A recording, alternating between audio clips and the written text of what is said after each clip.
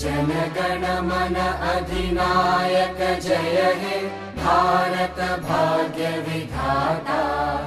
पंजाब सिंध गुजरात मराठा द्राविड उत्कल बंगा। विंध्य हिमाचल यमुना गंगा उच्चल जलधि तरंगा। तव शुभ नामे जागे तव शुभ On behalf of Central Tibetan Administration and on behalf of Tibetan, I would like to felicitate Government of India and the people of India on the occasion of 75th Republic Day celebration.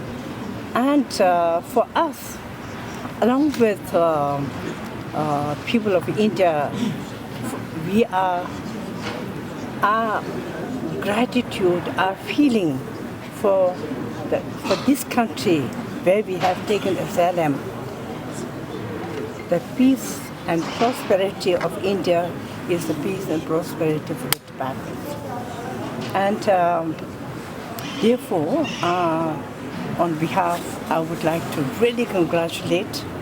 And when you look around, you find there are so many democratic, but how there are many countries which couldn't survive the democracy, but India is a living example how democratic system is thriving so smoothly, and that is a lesson to the rest of the country.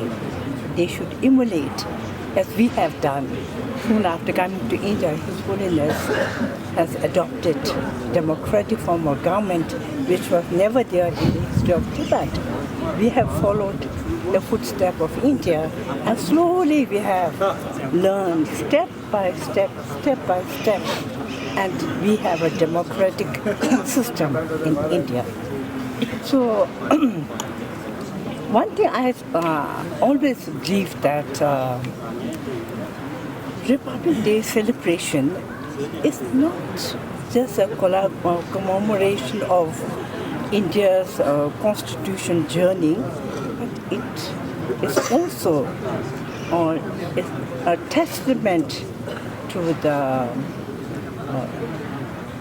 resilience, diversity, commitment of India to the democratic ideals.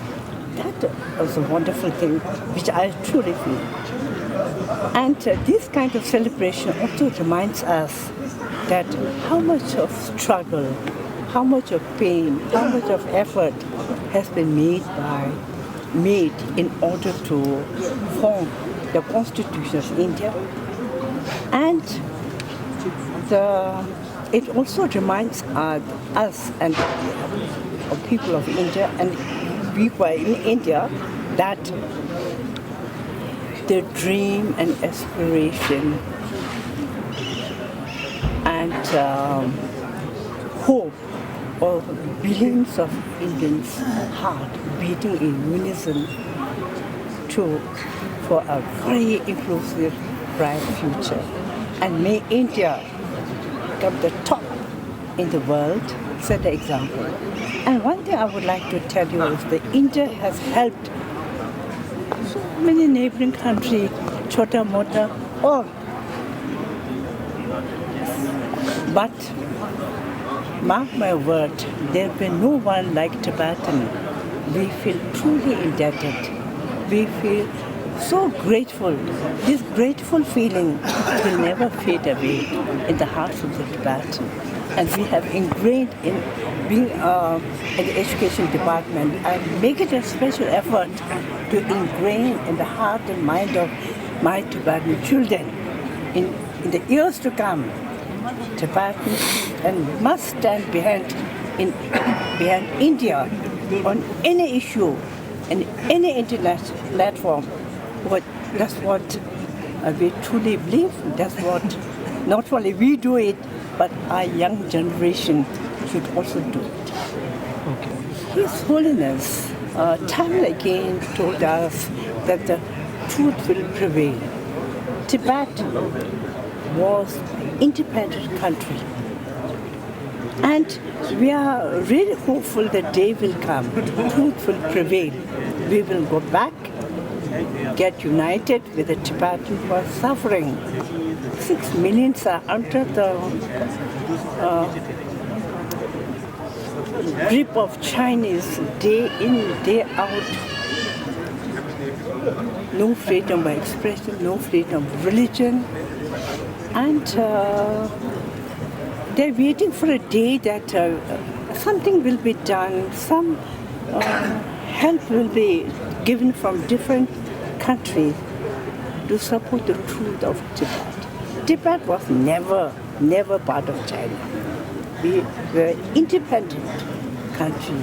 And if you go in the history, Tibet was a very strong 6th or 7th century. We even defeated China. We defeated Mongolian. And the best part is, Tibet has never had a war with India. For India is to us land of Buddha. India is to us country where we got our language, religion, our culture.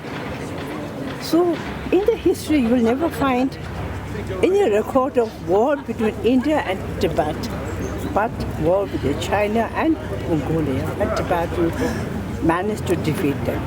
But over the years we become too religious-minded.